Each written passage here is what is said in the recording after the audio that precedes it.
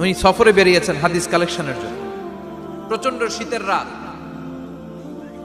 উনি মাগরিবের নামাজ, এশারের নামাজ পড়ে একটা মসজিদে শুয়ে পড়লেন, আর শুয়ে শুয়ে হাদিস পড়তেছেন। কি পড়তেছেন?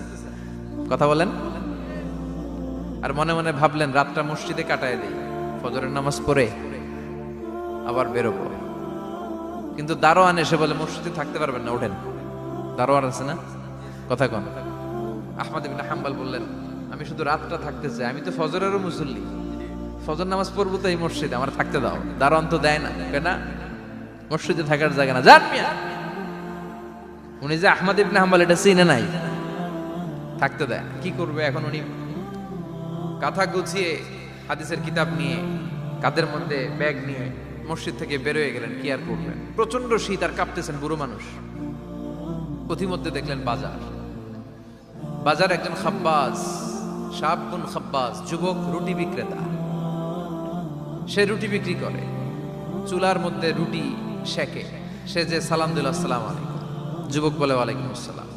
আহমদ ইবনে হাম্বল বলে যুবক আমার যাওয়ার জায়গা নেই, সফরে বেরিয়েছি, খুব শীতে কষ্ট পাচ্ছি, রাতে যদি তোমার এই চুলা থেকে একটু আগুন পোহাই কোনো সমস্যা? যুবক বলে না না সমস্যা না, আহলান ওয়া সাহলান, বসে আমদের আসেন আসেন, আপনি আগুন পোহাইলে আমার সমস্যা কি? সুবহানাল্লাহ পড়েন। আল্লাহ শুকরিয়া করে উনি বসলেন আর আগুন পোহাচ্ছেন। আর খেয়াল করলেন যুবক রুটি বানায় আর পরে আস্তাগফিরুল্লাহ, রুটির দলা বানায় পরে আস্তাগফিরুল্লাহ, খামির বানায় আর পরে আস্তাগফিরুল্লাহ, রুটি নিয়ে উনুনের ভিতরে চুলার ভিতরে সেকা দেয় আর পরে আস্তাগফিরুল্লাহ, দোকানদারের কাছে কেউ আসলেই সে রুটি দেয় আর পরে আস্তাগফিরুল্লাহ, ক্রেতার কাছ থেকে টাকা নিয়ে ক্যাশ বক্সে রাখে আর কি পড়ে, আবার রুটি বানানো শুরু করে আর কি পড়ে, খালি এইটাই পড়তেছে। ইমাম আহমদ ইবনে হাম্বল তো অবাক, কিরে এটা আবার কেমন যুবক, খালি আস্তাগফিরুল্লাহ। উনি প্রশ্ন করলেন যুবক ঘটনা কি? আসার পর থেকেই তোমার দেখতেছি তুমি রুটি বানাও, রুটি বিক্রি করো আর পড়ো আস্তাগফিরুল্লাহ।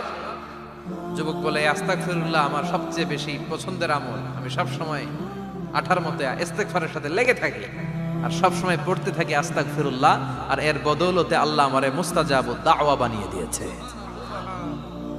আহমদ ইবনে হাম্বল তো অবাক, আনতা মুস্তাজাবুদ দাওয়া,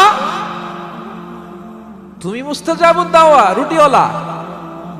আমি এত বছর হাদিস পড়াই, আমিও তো মুস্তাজাবুদ দাওয়া না, আর তুমি রুটি বেচো বাজারে, তুমি মুস্তাজাবুদ দাওয়া, তুমি দোয়া করলেই সব কবুল হয়ে যায়।